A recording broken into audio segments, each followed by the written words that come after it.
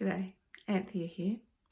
Today I'm going to make the Hungarian Goulash, and there's a fair bit of preparation to be done, but basically after you've prepared the vegetables and the meat, you leave it in the Thermomix for an hour to cook slowly.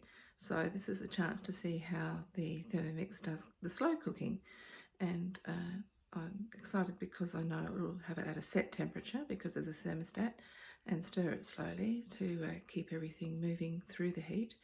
So yeah, Hungarian goulash today. Okay, first step is the garlic and brown onion. Garlic, onion in.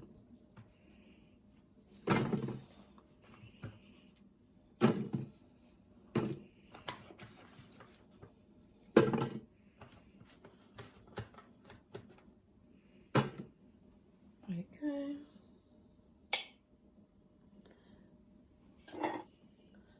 3 seconds on speed 7.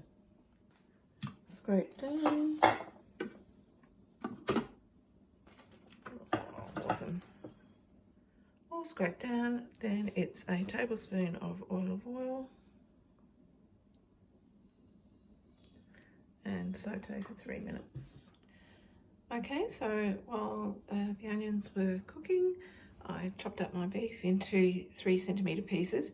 Seems quite large to me, but I'll follow the recipe and we'll see how it tastes. Okay, 500 grams of gravy beef.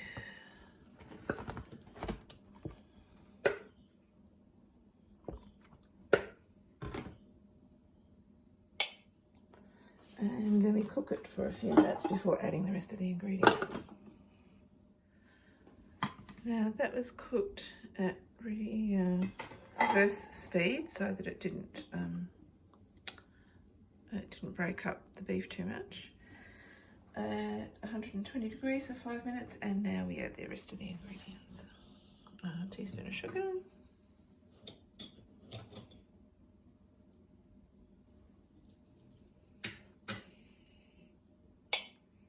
50 grams of tomato paste. Okay, I have to squeeze that in. 250 grams of tomatoes chopped into pieces. I've got a mixture of big tomatoes and cherry tomatoes because that's what I had. So I just chopped them up so that the juice could come out.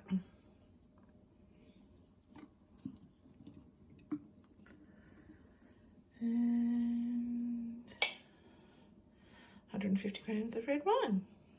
So I've added the Hungarian Hill Shiraz that I had open, and that's because I heard that if the wine's not good enough for drinking, then it's not good enough for cooking.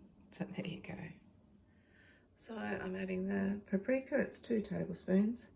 I've already put one in. It's a fair bit, but I think that's one of the main ingredients of goulash, isn't it?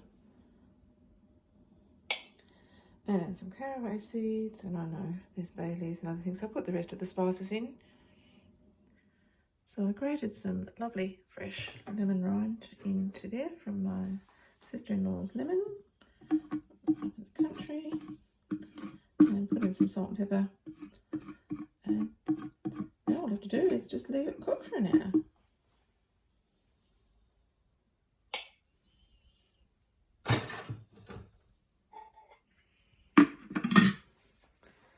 Degrees, reverse speed 1.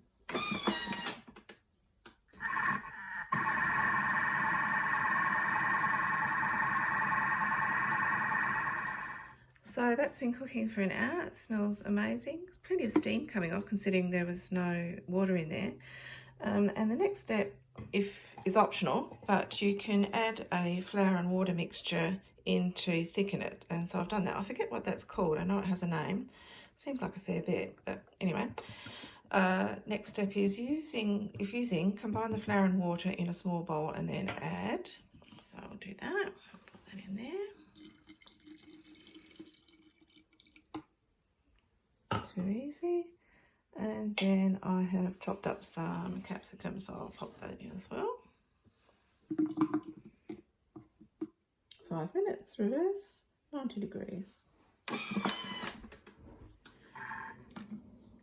So now Now that's been resting for a few minutes and it will have thickened up. I'm just going to pour it into the thermos server ready for serving the family for our lunch today. The colour's good.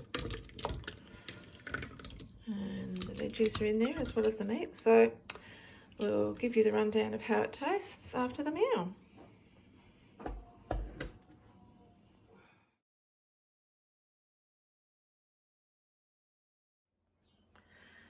Today I served the goulash with some vegetable mash that I'd made and had some left over and popped in the freezer. So I thought that the recipe says to serve it with either a mash, like a potato mash or polenta, and the vegetable mash worked really well. And I also had some cauliflower and broccoli rice, as well as bread and butter for the family, for the children. I really enjoyed it. I was a bit uncertain as to how the meat would go with only an hour, because you know those cheap cuts of meat generally need quite a bit of slow cooking, but my pieces were all tender and the flavour was great. So I think that's a good one that I will be happy to do again. And I hope you enjoy it. By all means, leave me some comments if you've made it and what you think of it as well. Thanks for watching.